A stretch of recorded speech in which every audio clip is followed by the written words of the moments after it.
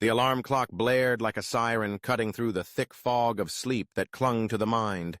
The sound was relentless, a shrill reminder of the world outside that demanded attention.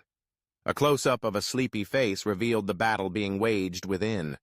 Eyes squinted against the harsh light of the morning, a frown creased the forehead, and the lips formed a reluctant pout. The common belief that waking up early leads to higher productivity echoed in the mind like a mantra. Yet it felt more like a cruel joke in this moment. With a groan that could have rivaled the alarm's volume, the hand shot out from beneath the covers, fumbling blindly for the snooze button. 1 press, 2 presses, 3. Each tap was a fleeting victory, a small act of rebellion against the tyranny of the early hour. Yet, with each snooze, a wave of guilt washed over. "I should be up," the inner voice nagged. "Think of all the things you could accomplish." But the bed was a warm cocoon, and the allure of sleep was too strong. Finally, the alarm rang again, this time more insistent than ever. With a heavy sigh, the struggle to rise began. The body felt like lead, limbs heavy and uncooperative, as if they were still in the dream world.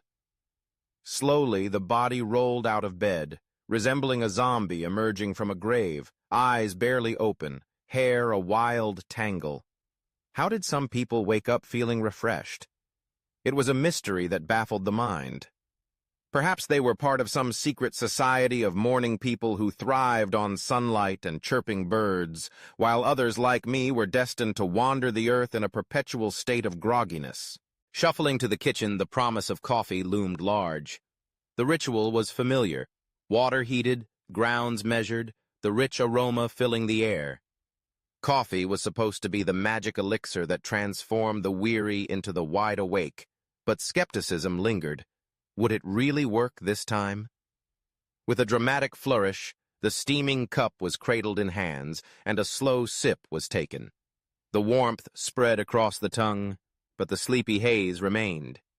The realization hit harder than the caffeine ever could, still as tired as before, still caught in the web of morning lethargy. The clock ticked on, each second a reminder of time slipping away. The world outside buzzed with the energy of those who had already conquered their mornings, while I lingered in my half-awake state, contemplating the absurdity of it all.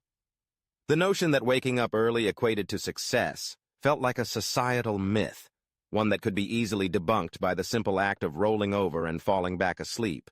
As the sun climbed higher in the sky, a thought began to form.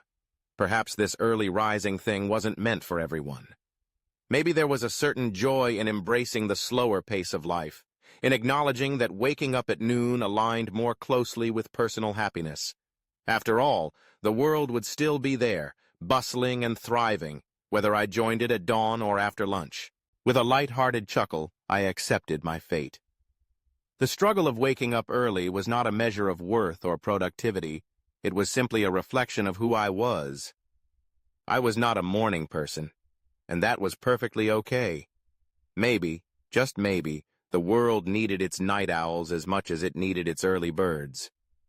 So, with a contented sigh, I settled back into my cozy cocoon, ready to embrace the day whenever it decided to truly begin for me.